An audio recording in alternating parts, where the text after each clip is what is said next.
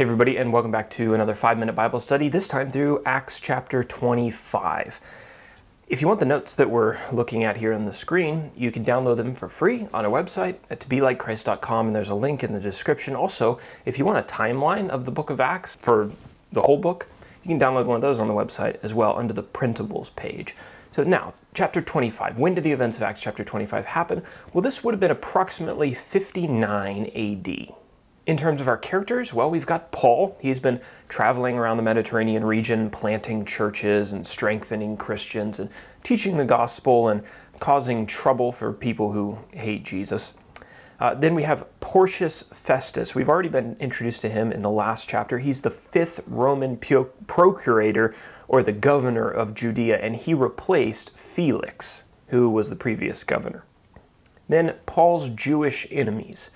These are just some Jews, some Jewish elite in Jerusalem who were planning to murder Paul if they had the opportunity. And then we meet Herod Agrippa II, an interesting character in biblical history and in secular history as well. He's the last king of the Herodian dynasty, or the line of the Herods. And he was a client king of the Roman Empire, and he ruled over several territories outside of Judea. And then his sister, Bernice, she accompanies him at the end of this chapter. We'll read about that. And she was the daughter of Herod Agrippa I.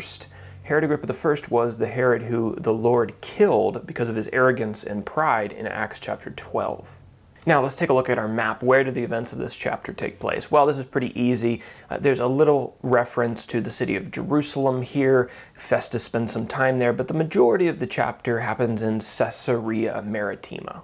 And now for our outline. In the first section, verses 1 through 5, the Jews try to trick Festus in an attempt to kill Paul.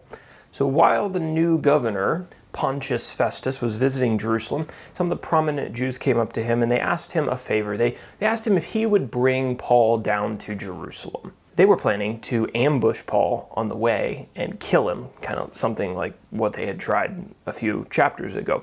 But Festus told them that Paul was going to stay in Caesarea, and if they wanted to make their case against him and to bring accusations against him, they were going to need to travel to Caesarea as well.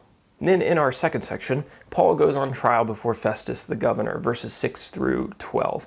So a few days later, Festus left Jerusalem and he returned to Caesarea to hear Paul's case. And the Jews from Jerusalem made the trip as well. And they came to the trial. They started accusing Paul of all kinds of serious crimes, but they didn't have any evidence to back those claims up. Paul defended himself by telling Festus that he hadn't done anything wrong. He hadn't done anything wrong against the Jewish law, against the temple, against Caesar, against Rome. He hadn't done anything. But when Festus revealed that he wasn't going to give Paul a fair trial and a fair verdict, Paul appealed his case to Caesar, to the emperor, which was the right of every Roman citizen. And now our final section, in verses 13 through 27, Agrippa and Bernice request to hear Paul's case. So after several days, King Agrippa and Bernice, his sister, arrived in Caesarea, and Festus recounted to them the details of Paul's case.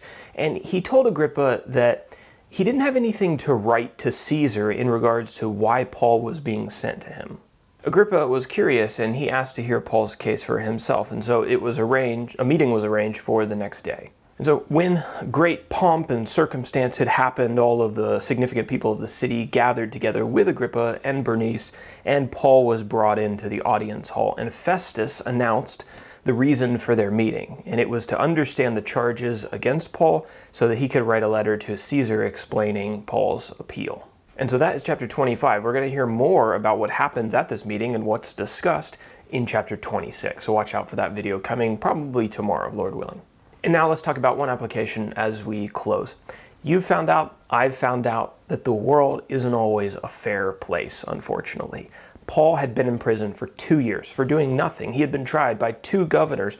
Neither of them found him guilty, and yet still he could not receive a fair verdict. And although we can't always rely on human authority figures to be fair and to do the right thing, it's reassuring to know that Jesus will make everything right in the end. No one is going to receive a biased or an unfair trial when they stand before Jesus on the final day. Jesus is going to correct the things that were wrong with the world, and he will vindicate the righteous.